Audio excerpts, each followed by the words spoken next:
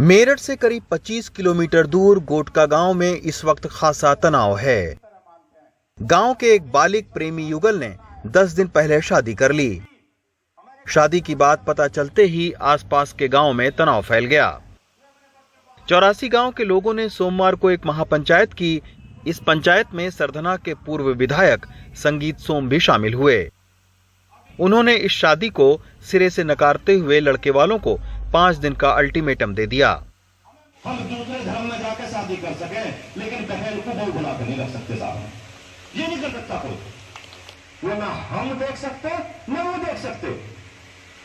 जो दूसरा पक्ष है वो भी नहीं देख सकता। उन लोगों ने 5 दिन का टाइम लिया है कि 5 दिन में हम इस समस्या का समाधान करके जो बच्ची गई है उसे समाज को लाकर देंगे। पंचायत के इस फैसले के बाद एनडीटीवी की टीम लड़की के घर पहुंची। यहां उनके पिता देवेंद्र सिंह से मुलाकात हुई। इनकी 3 बेटियां हैं। परिवार अब भी बेटी के वापसी की राह देख रहा है। उनको डर है कि बड़ी बेटी के सगोत्रीय शादी के बाद उनकी दूसरी बेटियों की शादी में दिक्कत आएगी और समाज में उनका रहना मुश्किल होगा।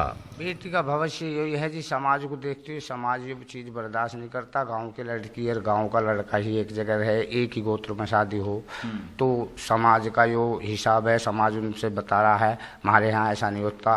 कहीं शहर में होता होगा, गांव में भी ऐसा नहीं है। पुरानी प्रथा है तो लड़की को ला कर समझाया जाएगा। उसके लिए कोई अच्छा योग्य लड़का देख कर समाज के ही अंदर, समाज के ही नियम के अनुसार, उस रीति रिवाज के अनुसार उसकी जो है शादी कर दी जाएगी। अभी क्या है, अगर नहीं आपकी लड़की वापस लोग ला पाते हैं लड़के वाले, फिर क्या होगा? फिर तो उन्होंने बताया था जी, समाज उनसे एक दफे बुझेगा, राज्य से बुलाएगा भी तुमने ऐसा क्यों नहीं करा।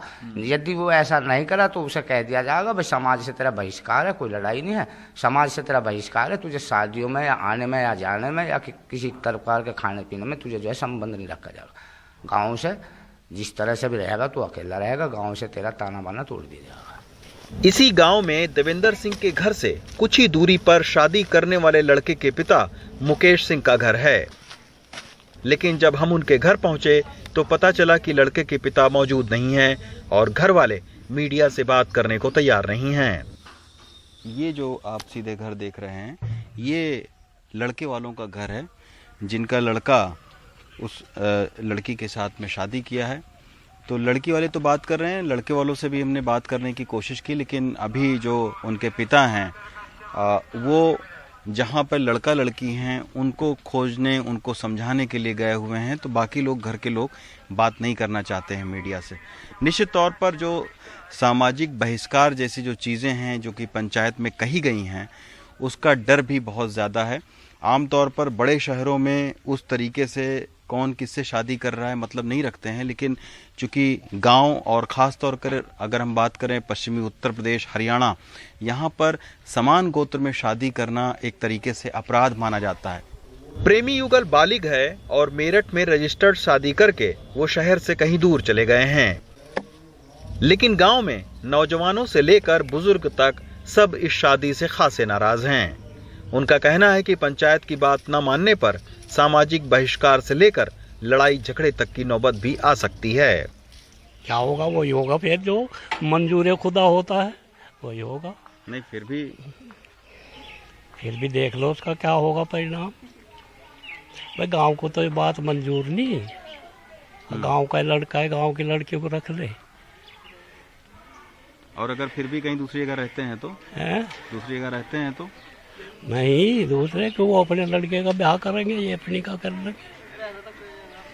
अच्छा, तो मतलब शादी तोड़ दें पहले, जो शादी हुई है उसको तोड़े। हाँ, तोड़े। लड़का लड़की के बालिग होने के चलते फिलहाल प्रशासन के भी हाथ इस मामले में बंधे हैं।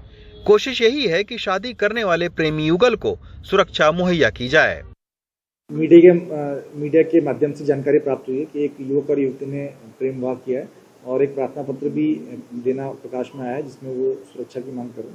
इसमें नियमानुसार सुरक्षा की कार्रवाई उनके साथ की जाएगी और इसमें जो युवक और युवती हैं और जो और अन्य लोग हैं उनको सुरक्षा यदि प्रदान की अगर उनकी मांग होगी तो जरूर ही दी जाएगी और इसमें नियमानुसार कार्रवाई की जाएगी। हरियाणा और पश्चिमी उत्तर प्रदेश जैसे इन इलाकों में पंचायत के फरमानों को समाज में खासी अहमियत दी जाती है।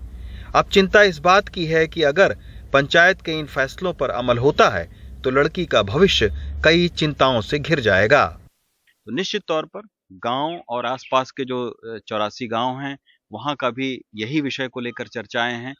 माहौल तनावपूर्ण है, लेकिन फिर भी उम्मीद हम यही जता सकते हैं कि एक बीच का रास्ता निकले जिसमें दोनों ही पक्ष एक ऐसे फैसले को माने जिसमें लड़का और लड़की का भविष्य भी सुरक्षित रहे।